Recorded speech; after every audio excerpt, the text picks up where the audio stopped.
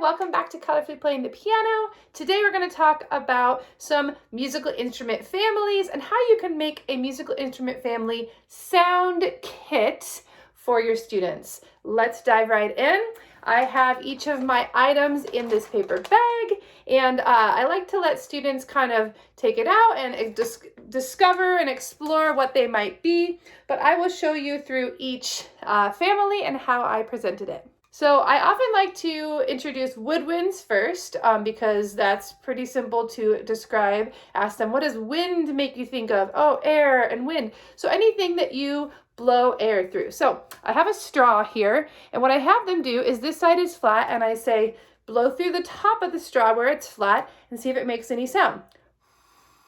Well, it makes a little bit of a sound, but not really. So what you do, and I saw this on another channel, you cut a triangle. So just make two cuts, 1, 2, and then you explain that the woodwinds you blow air through, but you usually need valves or a reed or a mouthpiece. And what I tell them is, have you ever tried to take two pieces of grass and put them together and make a sound? Oh yeah, so it's kind of like that. The two parts together create a sound. It's pretty tricky, but this is what it should sound like when you get it right.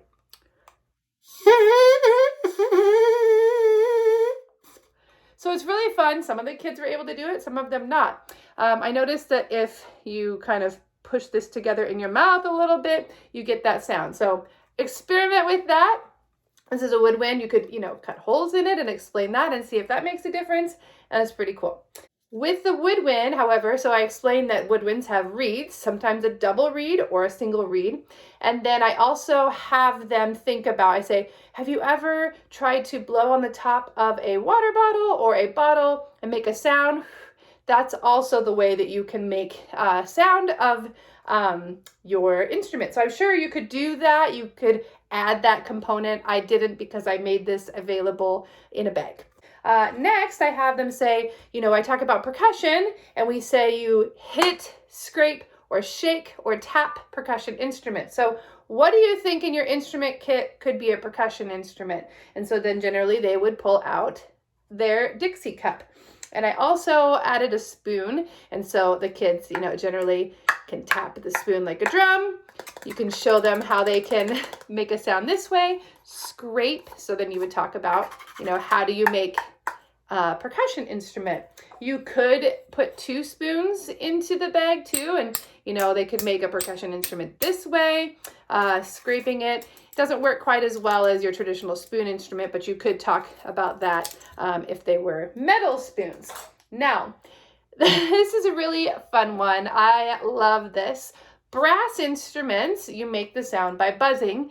And I tell the students that generally it's not, but you need to buzz your lips, which I think is pretty funny. And then I, of course, demonstrate the tighter you buzz, the higher the pitch. And the wider or the looser you buzz, the lower the pitch.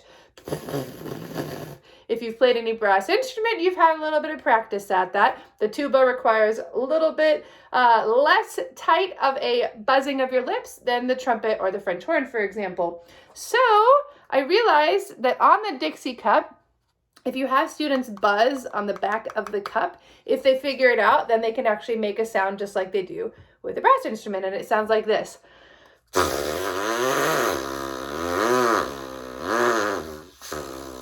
And I think it's pretty funny. Some of the kids are able to do it, some of them not. So it's pretty entertaining. I generally had them make the noise, and then I gave them a 5, 4, 3, 2, 1, stop.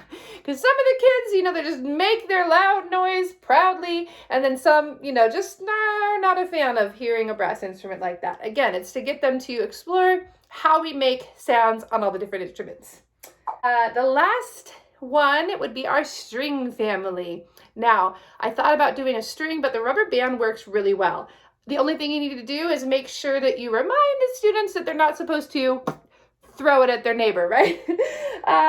So I have them, which one do you think represents our string instruments? Oh, the rubber band. And so then it's exciting to show them that the tighter the string, the higher pitch. the looser, the lower the pitch. So then I have them, they can try it this way. Let's see if we can make it sound in the camera.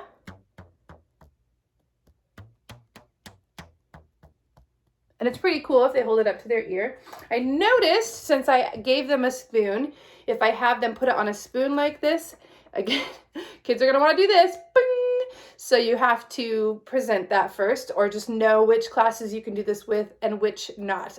You can then have them do the same thing, but this just seems like it's easier to do on their own.